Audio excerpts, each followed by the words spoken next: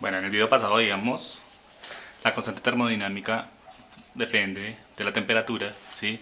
Ahora, ¿qué pasa si esa variación de entalpía no la puedo sacar de la integral, ¿cierto? Tan campantemente como si fuera siempre constante y no dependiera de la temperatura, ¿sí?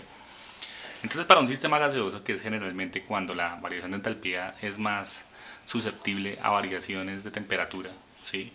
Es más dependiente. Nosotros lo vimos en la primera ley por medio de la ley de Kirchhoff, ¿sí? O Kirchhoff, como quieran llamarlo. Entonces es un sistema gaseoso reversible, ¿sí?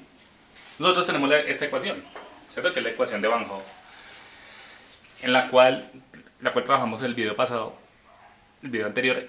¿Y qué pasa? Ahora no puedo hacer la aproximación de que la entalpía la va a sacar tan campantemente de la integral, entonces aplico la ley de Kirchhoff, donde digo que la variación de la energía de la entalpía de reacción a una temperatura, ¿cierto? 2, que no es la de referencia, es igual a la variación de entalpía de reacción a una temperatura de referencia más la variación de las capacidades caloríficas molares de productos menos reactantes por el intervalo de temperaturas, ¿sí?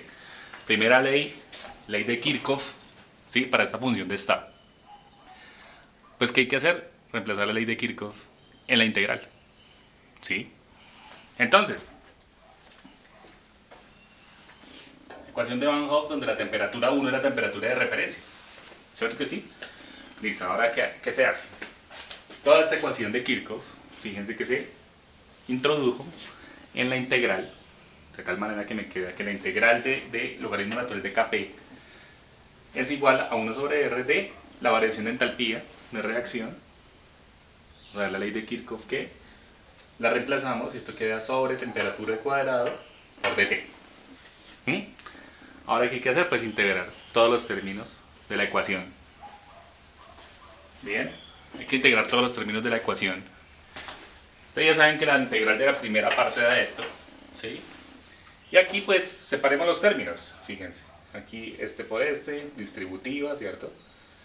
1r por la entalpía de reacción sobre t cuadrado por dt, más 1 sobre la constante de los gases por la capacidad calorífica molar por t sobre t cuadrado, entonces se me va la temperatura arriba con un t de estos por dt,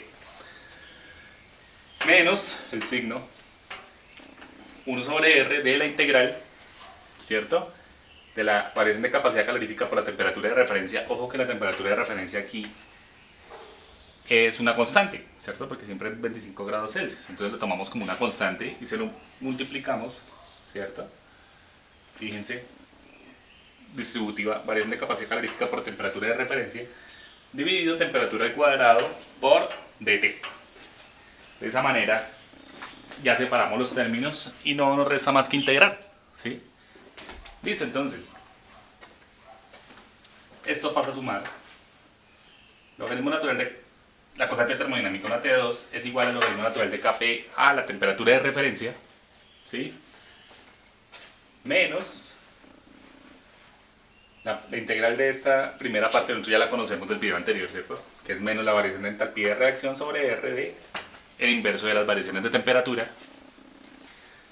Ustedes ya saben que la integral de dt sobre t da logaritmo natural de t2 sobre t1, ¿cierto?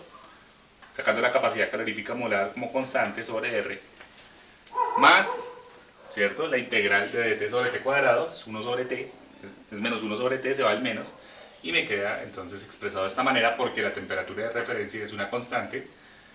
Sí, la saco de la integral. Ahí lo está multiplicando, la variación de capacidad calorífica por la temperatura de referencia.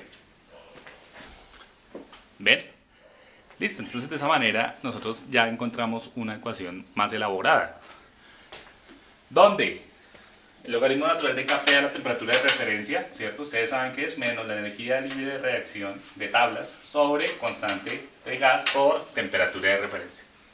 Todo en Kelvin. Ese término es adimensional, ¿no? Ustedes hacen esto y es adimensional el término. Porque una vez van a despejar aquí la constante termodinámica, pues me queda Euler a la, ¿cierto? Como cuando yo quiero despejar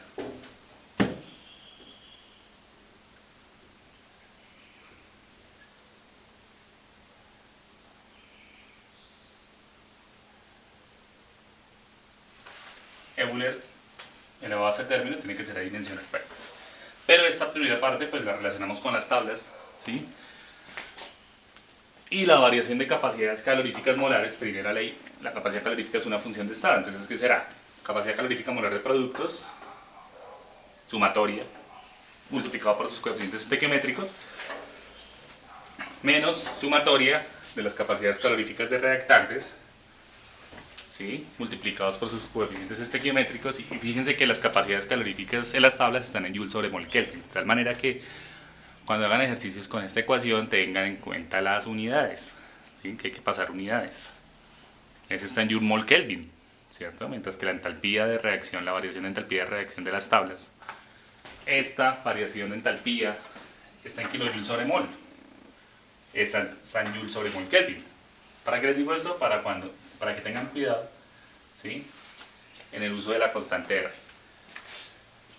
Aquí utilizo la misma constante, pero aquí utilizaría, por ejemplo, 8,3145 por 10 a la menos 3 kJ sobre mol, para que se me vaya con el kilojoule. Mientras que la variación de capacidad calorífica molar, como está en Joule sobre mol Kelvin, pues la dejo como 8,3145 Joule sobre mol Kelvin, ¿cierto? No por 10 a la menos 3. Eso para que lo tengan presente porque lleva equivocaciones. ¿Sí? Se equivocan porque a veces les da pereza escribir todas las unidades y no siempre hay que escribirlas, como cuando hacemos ejercicios en el tablero. Bien, fíjense que es una ecuación más elaborada y aquí estamos, de todas maneras se hace una aproximación.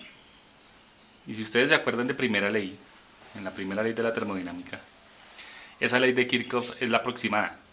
Hay una más larga y es cuando las capacidades caloríficas dependen de la temperatura, ¿sí? Van a la tabla la tabla 2,4, donde las capacidades caloríficas de gases son función de la temperatura mediante un polinomio, ¿sí?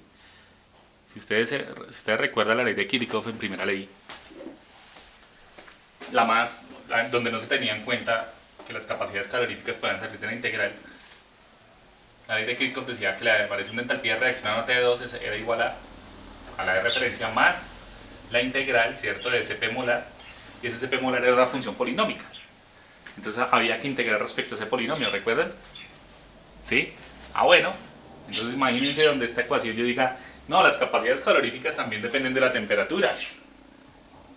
¿Qué pasaría? Tocaría meter ese polinomio de las tablas aquí en la integral y se me expande mucho más la ecuación.